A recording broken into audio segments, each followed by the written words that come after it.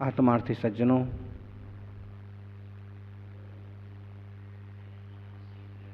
आचार्य श्री कुंद कुंद स्वामी परमार्थ के ज्ञाता सिमंदर स्वामी की दिव्य ध्वनि को सुनकर के तत्व का कथन करने वाले और भद्रबाहु जैसे ऋषियों के चरण सन्निधि का स्पर्श करने वाले महान आचार्य हुए। अष्टपहड़ की, बोधपहड़ की अंतिम 3 गाथाओं में वो कुछ महत्वपूर्ण बातों का खुलासा करते हैं। रूवत्थम शुद्धत्थम जिणमग्गे जिणवरहि जह भणियम भब्ब जन बोहड़त्थम छक्काहियंकरम सुणह छक्काहियंकरम उत्तम। रूवत्थम शुद्धत्थम, शुद्ध रूप की प्राप्ति के लिए जिन मग्गे, जिन मार्ग में, जिन भगवान ने जैसा मार्ग का कथन किया है भव्य जीवों के लिए, वैसे ही तत्व का मार्ग का कथन हमने किया है। और ये मुनिराजों का मार्ग क्षय काय के जीव की रक्षा करने वाला है। मुनि छठ काय जीव न हनन ते सभी विधि दरव हिंसा टरी रागादि भाव निवारते हिंसा न भावित अवतरी। देख लो, मुनि का सौर स्वरूप इसमें आ गया है एक तरह से। छठ काय जीव न हननते, मुनि 6 काय के जीवों की हिंसा नहीं करते हैं, न करवाते हैं, न करने वालों की अनुमोदना करते हैं। सब विधि द्रव्य हिंसा, सब प्रकार की द्रव्य हिंसा का त्याग किया है। भाई मुनि तो ना कहीं आग लगवाते हैं, ना कहीं पानी भरवाते हैं, ना कहीं घास कटवाते हैं, ना कहीं किसी तरह का उपद्रव करवाते हैं। एक इंद्रिय आदि जीवों की भी रक्षा करते हैं, 2 इंद्रिय, 3 इंद्रिय, अरे असंख्य जीव राशि, अनंत जीव राशि है। और मुनि तो परम अहिंसक हैं, सब प्रकार की द्रव्य हिंसा का त्याग किया है। पशु पक्षी को ले जाओ, सताओ, परेशान करो, भगाओ, ऐसा कुछ भी विचार ना करते हैं, ना करवाते हैं। राग, द्वेष, भय, कामना किसी से भी मेरी नहीं है। मेरे से कोई राग करे हैं, इस भरी दुनिया में कोई भी हमारा न हुआ। बोलो, अरे एक वो पुराना कोई गाना है इस टाइप का। अब इसमें वो रो रहा है कि इस भरी दुनिया में कोई हमारा ना हुआ और कोई जीने का सहारा ना हुआ, होता ही नहीं है। अगर तेरे को ये बात मालूम पड़ जाए कि ऐसा होता ही नहीं है, तो फिर रोना क्यों नहीं छूट जाए। फिर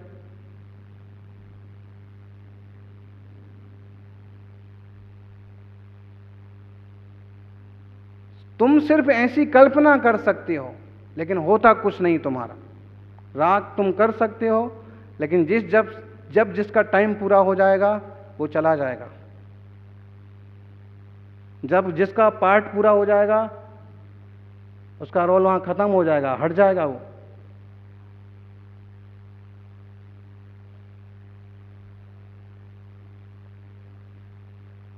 इसलिए अब यह सोचते मत बैठो कि कोई मुझसे राग करे, कि मुझसे कोई राग, द्वेष, भय, कामना नहीं किसी हो, मेरा किसी से राग हो। कितनी सावधानी चाहिए। राग भी हिंसा है ज्ञानी।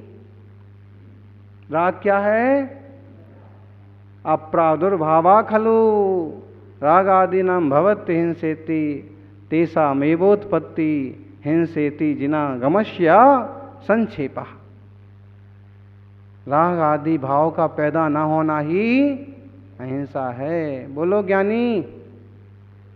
अब ये आ जाए, अब इससे मिल लूँ, अब इससे बात कर लूँ। अरे किससे बात करना है, किससे मिलना है? बात करने में और मिलने में। कितने तो निकल गए जीवन, कितने निकल गए जन्म, लेकिन कुछ भी शाश्वत रहा। पर्यायें बदलती जालती, सब उड़ता जाता है धूल की माफिक। रेत के टीले सब बिखरते जाते हैं।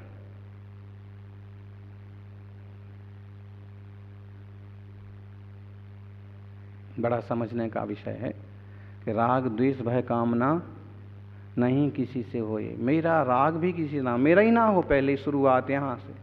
मेरा किसी से राग ना हो, द्वेष ना हो। हैं? बोले महाराज जी तो किसी का वो ध्यान करते नहीं, किसी का बस ज़्यादा चिपकाते नहीं।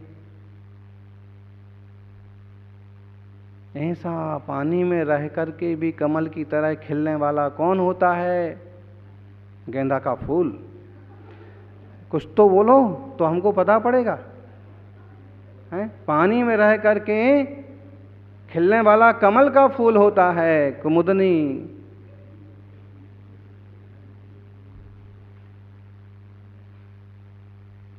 झंडू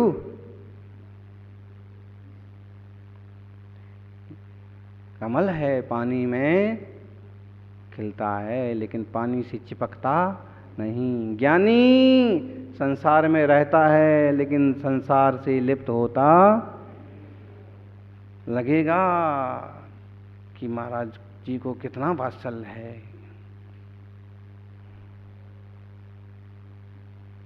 कितना ख्याल रखते हैं। जरूरत पर रख भी सकते हैं। इस जीव का विकास होता रहे, इसको एक आधार बना रहे, और ये जब तक दृढ़ और पक्का परिपक्व ना हो जाए तब तक इसको ऐसा लगे कि हाँ कोई है। और जिस दिन इसे ये समझ में आ गया कि नहीं मैं ही सब कुछ हूँ, तो वाह भाई बहुत अच्छा हुआ हैं। अब तुम्हारे पर निकल आए हैं। चिड़िया अपने बच्चों का कब तक ख्याल रखती है? बोलो। उसके बाद भी अगर चिड़िया ख्याल रखती रहे तो ये बेवकूफ़ी है, दुखी हो जाएगी, परेशान हो जाएगी। क्यों? पर निकल आए हैं, बच्चे खुद उड़ने लगे।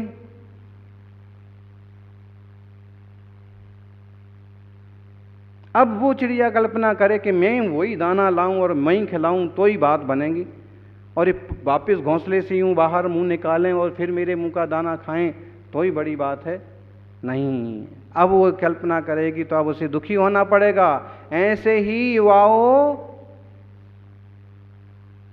किसी को संबल दो, लेकिन जब वो सक्षम हो गया तो विकल्प मत करो। और खासकर बुजुर्गों का यही गणित चलता रहता कि हमने इतना अच्छा किया, हमने बड़ा किया, हमने वो किया, और अब सुनता भी नहीं, दिखता भी नहीं। अब क्या करना चाहिए? जब उनके खुद के पर निकल आए, जब वो खुद सक्षम हो गए, तो फिर उसका विकल्प मत करो। अब बहुत राग मत करो, अब आप अपने आप के परिणामों को संभालो। ज्ञान की बात है।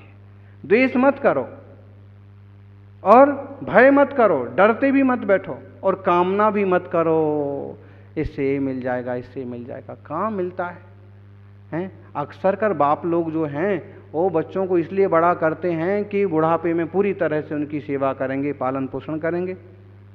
थोड़े से बच्चे ऐसे निकल भी पड़ते हैं, लेकिन ढेरों तो ऐसे निकलते हैं कि कहाँ पड़े हैं माँ बाप उसकी भी फिक्र नहीं। इसलिए राग द्वेष भय कामना नहीं किसी से होए, और मोह कोई मुझसे ना करे। ये साथ में हम इतना परिपक्व हों कि अगर मेरे से कोई राग ना करे, द्वेष ना करे, भय ना करे, कामना ना करे, डोंट वरी, कोई फिक्र की बात नहीं। अच्छी बात है। मैं इतना शुद्ध हुआ हूँ, इतना परिपक्व, इतना निर्मल हुआ हूँ कि मेरे से कोई डरता नहीं है। यहाँ जब बैठते हैं स्वाध्याय में, तो चिड़िया आकर के मेरे कान पर चिपक के जाती, सिर को छूती हुई जाती है। अब यहाँ की चिड़ियाँ भी मेरे से नहीं डरती। बताइए।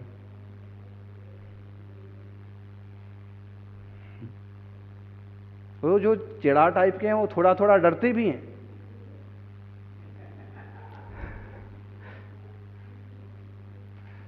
लेकिन ठीक है ना, कोई दिक्कत की बात नहीं है।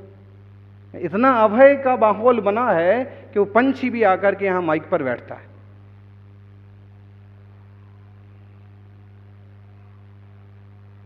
अच्छी बात है। अब मुनि राजों का ऐसा परम पवित्र चरित्र जो होता है वह कहा, छह काय के जीवों की रक्षा वाला चरित्र है यह। और ये सब कहाँ से मिला मुझे? यहाँ उन्होंने एक विशेष खुलासा किया। समय सार जी में तो कहा है कि केवली श्रुत केवली के पादमूल से जो मिला। कहीं टीकाकारों ने कहा है कि सिमंदर स्वामी से प्राप्त हुआ ज्ञान। लेकिन यहाँ कुंद कुंद स्वामी के खुद के भी शब्द हैं। सद्दिव्यारो भूओ भाषा सुत्तेषु जम जिणे कह्यम सोतः कह्यम नायम शेषेण भद्रबाहुस्सौ। ये शब्द विकार रूप से परिणत भाषा सूत्रों में जिनेन्द्र भगवान ने जो कहे, शब्द पुद्गल वर्गणाएं वो भाषा वर्गणा रूप से शब्द रूप से रचना हुई, और जो जिनेन्द्र भगवान ने कहा है वही भद्रबाहु के शिष्य ने यह ज्ञान कहा है।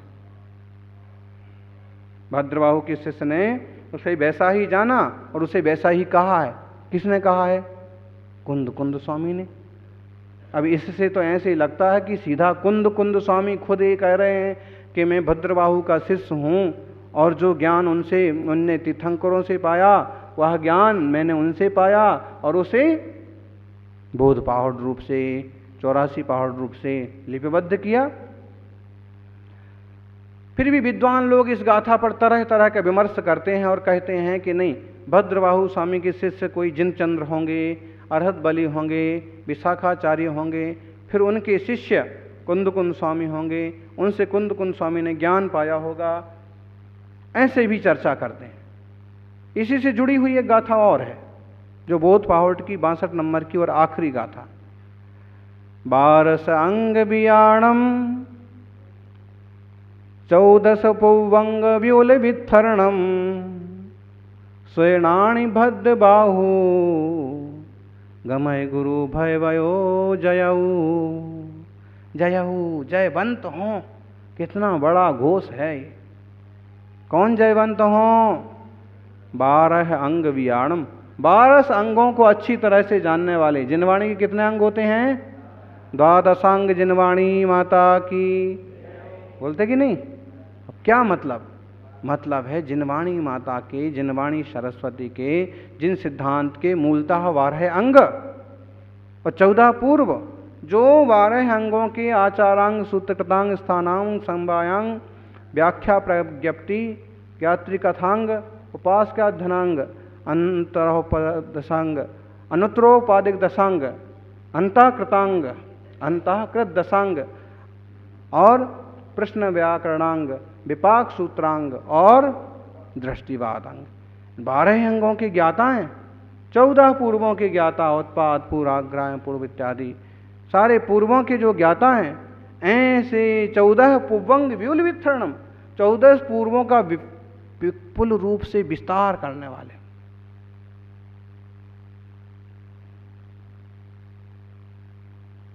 और सुहिणाणी भद्रबाहु गमय गुरु भय बहो जाऊ। ऐसे श्रुत ज्ञानी भद्रबाहु 5 श्रुत केवली हुए। तीर्थंकर महावीर स्वामी मोक्ष पधारे, उनके बाद अनेक केवली हुए हैं, लेकिन क्रमबद्ध रूप से 3 हुए। 3 केवल ज्ञानी कौन कौन? गौतम, सुधर्मा, जम्बू स्वामी। और उसके बाद 5 श्रुत केवली जो कंटिन्यू हुए हैं गुरु से स्वरूप से। कौन कौन से? विष्णु, विष्णु नंदी,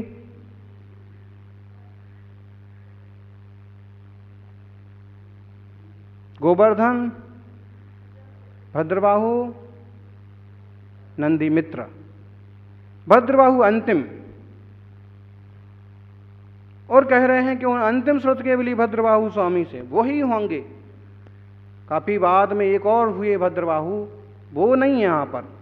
यहाँ पर तो श्रुत केवली ही हैं, स्वय केवली हैं, स्वयनाणी श्रुत ज्ञानी श्रुत केवली भद्रबाहु हैं।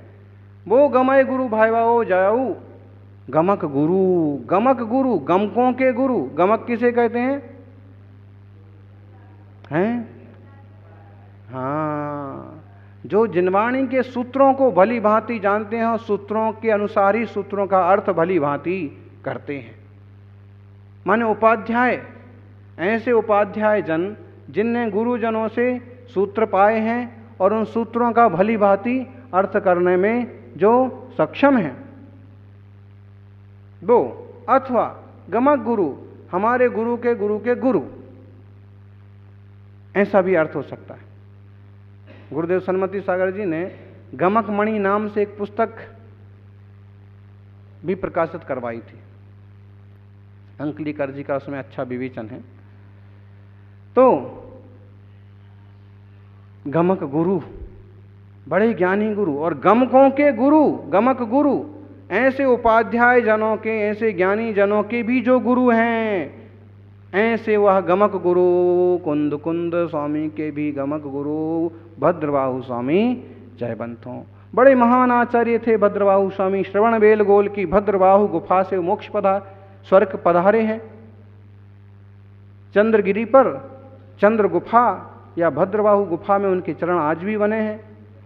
और चंद्रगुप्त बसदी जो है, बहुत प्राचीन बसदी है, बसदी वहाँ मंदिर के लिए बोलते हैं, और शायद चंद्रगिरी पर वह पहला दूसरा ही मंदिर होगा उस जमाने में। 2000 साल पहले चंद्रगुप्त के बेटे ने उसका निर्माण करवाया था।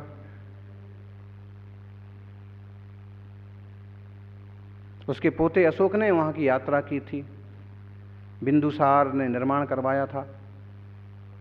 तो वह आज भी है, वह चंद्रगुप्त बसदी भी, प्राचीन मूर्ति भी, और खासकर उसकी जालियों पर, उसकी जो पत्थर की जाली बनाई गई हैं उसमें पूरी कॉमिक्स खुदी हुई है। वो कितने साल पुरानी है? 500-700 साल से तो ज़्यादा पुरानी होगी, लेकिन बाकायदा चंद्रगुप्त मौर्य और भद्रबाहु का चरित्र उन जाली पर बराबर छोटे छोटे चित्रों में खुदा हुआ है। ऐसे महान गुरु जिनके चंद्रगुप्त मौर्य जैसे क्षत्रिय सम्राट शिष्य बने, और फिर अरहत बलि, विशाखाचार्य, गुप्ती गुप्त जैसे अनेक साधक जिनके मार्गदर्शन में हुए, और जिनके काल में ही महादुर्भिक्ष पड़ा था, और उसी के बाद ही दिगंबर श्रवण वीतराग परंपरा, मूल परंपरा के अलावा एक श्वेतांबर परंपरा भी प्रारंभ हो पड़ी। लेकिन आज भी वह मूल मार्ग जीवंत है, और कुंद कुंद जैसे आचार्यों ने उसको संवर्धित किया है, उनको वंदन हो। ऐसे परम पवित्र मार्ग पर अपन भी बढ़ें, अपना भी कल्याण हो। जय बोलिए 24 तीर्थंकर भगवान की।